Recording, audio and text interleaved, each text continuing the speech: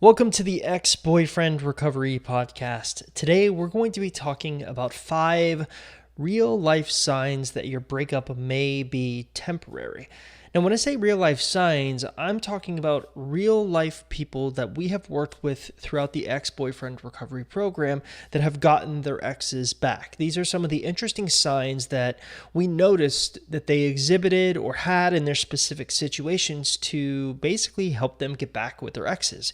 And what's interesting is that as we look at these 5 signs, some of them are impossible for you to have, and some of them are based purely on luck, but these are what we have found to be true and can maybe be a signal that your breakup is a temporary circumstance. But before that, before you even consider getting your ex back, the number one question that everyone always asks me has to do with, Chris, do I have a chance of getting my ex back? And it's kind of an interesting question because determining your chances is not an easy thing to do, but also going to someone that will not tell you the truth and say, hey, you don't have a great chance can cause you to waste a lot of your time trying to get an ex back in a situation that you don't really need to be getting an ex back in. So luckily for you, on my website, exboyfriendrecovery.com, I've put together a special quiz that's designed to help you understand what kind of chance you have of getting your ex back. And you can use that quiz to help you determine whether or not you should be trying to get your ex back in your specific circumstance. So if you're sitting there and you're kind of in limbo a little bit and you don't know what to do, I highly recommend that you check out our quiz on exboyfriendrecovery.com. Literally all you need to do is just simply go to our website, type in www.exboyfriendrecovery.com, and the quiz is right there for you to take. It's like the first thing. You can't miss it. Okay, so now that that little pitch/plug is out of the way, what are these signs? Signs that your breakup is temporary. Well, before I actually start getting into the signs, the first thing that I do want to say is that we took each one of these signs, we took inspiration from a success story in our private Facebook support group. So if you don't know how that sort of works, essentially, we give people access when they purchase our program, our flagship program, the Ex-Boyfriend Recovery Program. We give them access to this special private Facebook group where they get all sorts of little extra attention. They can integrate or communicate with other people going through breakups in similar situations to them. I do Facebook Lives when my schedule permits. Coach Anna does Facebook Lives when her schedule permits.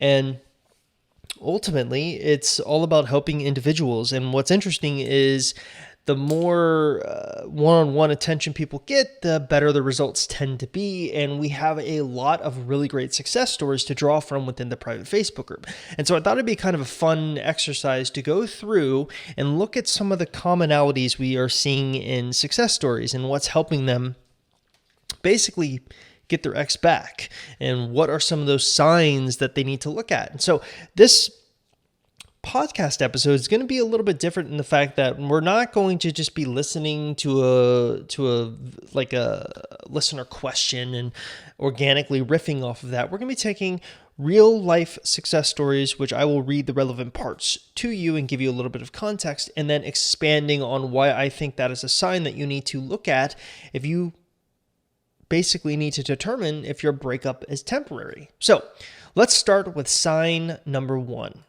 Okay, sign number 1 is something that we've noticed that gives people a certain amount of advantage, and that's the fact that you share children with your ex.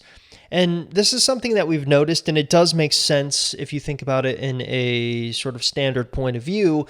If you share a child with your ex, then that means there's something that will always connect the two of you basically forever. So we actually drew inspiration from one of our success stories in the private Facebook group. And here's exactly what she had to say. Hi, everyone. I wanted to give you some hope as well as a warning. Here's a brief yet still wordy summary. I originally joined ERP around August of 2017 and applied Chris's teachings along with similar advice from other sources. I won't divulge as I'm not going to market for someone else. I successfully got my ex back. To date, we've known each other for 23 years, and after a 10-month breakup involving another woman, he initially blamed me for the situation as I'd gotten fed up with the wishy-washy BS, pushed him away, and of course he went running to her. So yes, it is possible to get your ex back in another woman's scenario. it actually wasn't that difficult. Now, here is the relevant part that I want to sort of highlight. I did the limited no contact as we share a 21-year-old son and we work together. Boy, did the other woman hate that. So that's the relevant part. Now, do we need to basically point at this person's situation and to protect their identity? I'm not going to tell you what her name is, but is it just the fact that her and her ex share this 21-year-old son that is the reason that she got him back? Not necessarily. There's usually, in my experience, there's a confluence of factors that need to combine in order for you to successfully get an ex back. But we cannot deny that the fact that she was working together with her ex and also that she shared a 21-year-old son together connects the two of them and often gives them an instant reason to talk. The other really interesting thing is the fact that there's another woman involved in this particular scenario. The other woman being involved in the scenario often will get irked by the fact that, oh my God, he has a child with someone else. And especially women place a little bit more emphasis on the fact that you're sharing children with someone else, and it can kind of intimidate them a little bit and can kind of cause them to implode for me. So here's more that she had to say about her situation. I won't get too wordy because, of course, we need to move on and talk more, but here's what she had to say. Now, it completely worked to my advantage. What also helped? Well, after 2 months of me barely acknowledging his existence, when we did start occasionally eating lunch together, he claimed that he was completely honest with her about our long relationship and that she knew everything. This was a huge win for me because even if he told her 1/4 of our history and truth, it was more than enough to scare the crap out of her. Remember what I said. This is kind of like a huge win actually for, or maybe even a knowledge moment for people who are trying to get an ex back and the ex has moved on to another woman. The other woman can be extremely intimidated and will 100% look up to see what you look like and see what you're posting on social media. And they almost take everything that you're doing like to the max, if that makes any sense.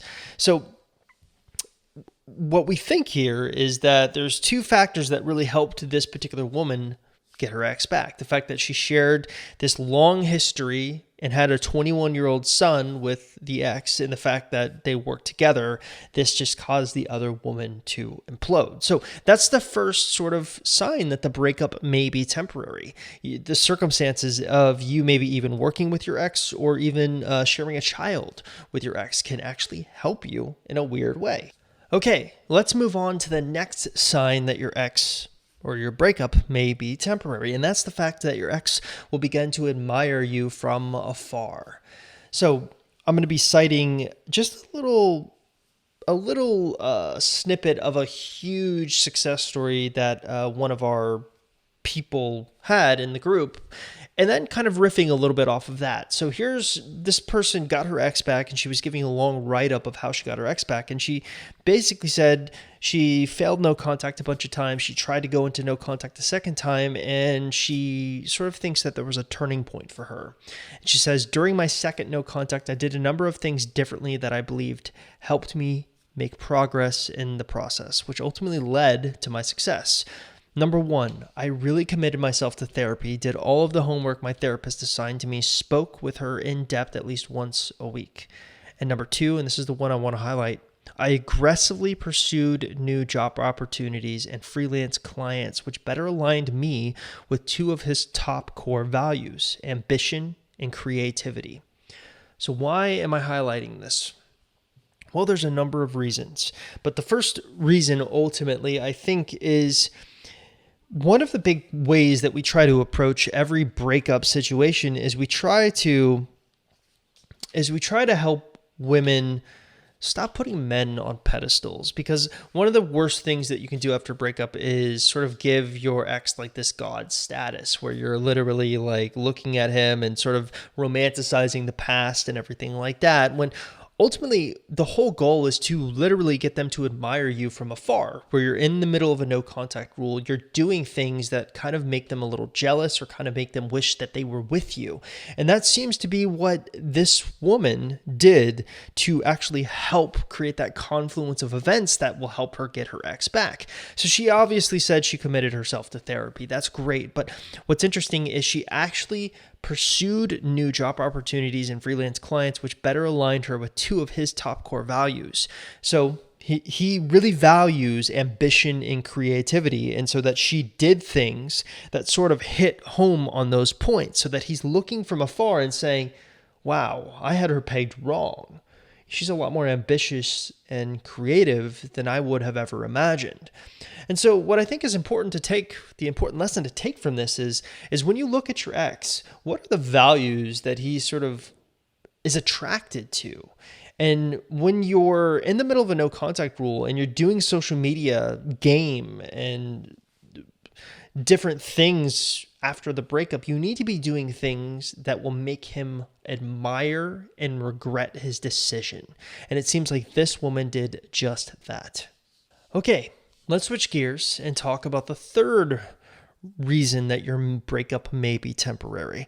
So this is like kind of the third sign, and that's the fact that your ex will get riled up by a no contact rule. Okay, so there's a lot going on here, but I'm going to actually draw inspiration from a very, very long write-up one of our Facebook members did in our private Facebook group, where she talks about her success story. And so what's interesting is I'm going to take very specific snippets from her success story. But if you want to read the whole snippet of the success story, I actually highly recommend you actually come to our website and actually find this particular podcast on our podcast page and read this show notes, where I actually literally word for word show you what these success stories look like, and I screenshot them and everything like that. So here is what she had to say about the no contact rule. No contact is literally, she says that in all caps, the only part of the program that I followed because it's the first step. And it slowly drove my ex crazy. And he's stubborn as F. I joined CrossFit and began working out. I went out and made new friends through work colleagues. I decided to go on more spontaneous trips, bought a new car, wrote and released a new book, started cool new projects, etc. Life was good. The point of this long recap is that complete your no contact, but not because you are waiting around for him to take you back into his life, but you can create your own life and be your own happiness. Please prioritize your mental health over any boy who doesn't even know what he wants. You will thank yourself in a few weeks. You never know what amazing people and things you will open yourself to. And maybe you'll realize you didn't need him back as much as you think you did. So what's important here? Well, there's two main points that I want you to take from this write-up. And obviously, I just basically gave you the Cliff Notes version of the actual real write-up, but here's the two new points. The number one is she did the no contact rule, and by her own words, it slowly drove her ex crazy. He's reaching out to her. She's doing everything right too. Notice how she went out more. She began working out more. She made new friends. She decided to go on spontaneous trips. She bought a new car, released a new book. That kind of even ties into the second thing, doing things that make an ex admire you from afar because they can't directly talk to you because of the no contact rule. But the other thing she really reiterates at the end here is that the no contact rule isn't meant to help make your ex miss you totally. That is one of the symptoms of doing a no contact rule, but ultimately what you're trying to use the no contact rule is so that you can create your own life and be your own happiness and prioritize your mental health. And ultimately, I always view the no contact rule as only successful if you're doing those things, because so often we get clients that come in, they hear about the no contact rule, they're like, oh, sold, I'm doing it. They do it, but they miss the entire point. The entire point is to take the focus off of your ex and put it onto you, which is way more important in the end. So the third sort of sign we're looking up here is your ex getting super riled up by the no contact rule. But I'll even caveat there and say it's also important that you're doing what you're supposed to be doing during the no contact rule, and that's putting the focus on you. Okay, let's move on to sign number 4. And without a doubt, this is the sign I hate the most. So what is the sign that your breakup is temporary that I personally hate the most? Timing and luck. There's no doubt that timing plays a gigantic factor in an ex wanting to take you back. Think of it like this. The worst time, there's two points of time that are essentially awful to try to get your ex back in. The first point is immediately after they break up with you, because the decision at that point for them seems final and they just want to move on, and you pestering them isn't going to help. And the second point of time that's basically awful to try to get an ex back in is like 10 years down the road after they've lost all feelings for you. So ultimately, there is an element of timing that you always have to look at, and also there's an element of luck. And I hate admitting this, but it's something that I think I'll be doing you a disservice if I don't admit, in the fact that luck is without a doubt one of the things that you will need to be successful here, because sometimes you're just lucky in the fact that the timing is right. And I actually want to cite from a success story where I actually view that as being the case. So she has a long, huge write-up here, but there's ultimately just one paragraph that I want to sort of take here and dissect. We ended up meeting the next day. He told me he wanted to move forward, said he was thinking of me, and I had messaged him at the perfect time. And it was almost like all the stars aligned. We're officially back together. Our parents both know, and we're both happy.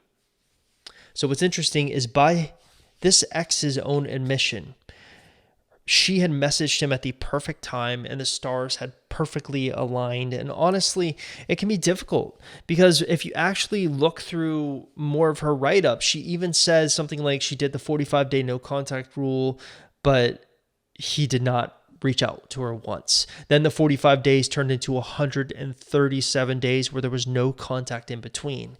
You can't look at a situation like that, and you can't really advise anyone in a situation like that without sometimes luck being involved and the timing being right. So if you've ever been wondering if timing matters, it absolutely does. In fact, this is why we actually believe the no contact rule is one of the most effective ways of getting an ex back, if that's the route you want to go. And that's because it helps the timing a little bit. And sometimes the timing, a 30-day rule or a 21-day rule or a 45-day rule, like in this person's success story, isn't even enough. Sometimes it takes 137 days for the timing to be right. But that's why I think it's really important for you to always switch your mentality from the short game to the long game.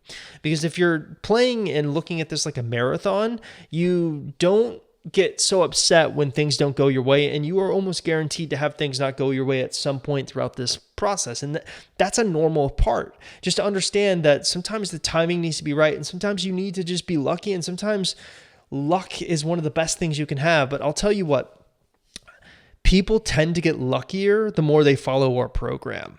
So I think there's a correlation between being a little bit lucky and also following our program. Just saying.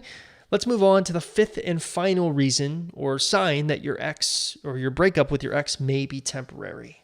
Okay, the fifth and final sign that a breakup with an ex may be temporary is you look at their response time to your text messages.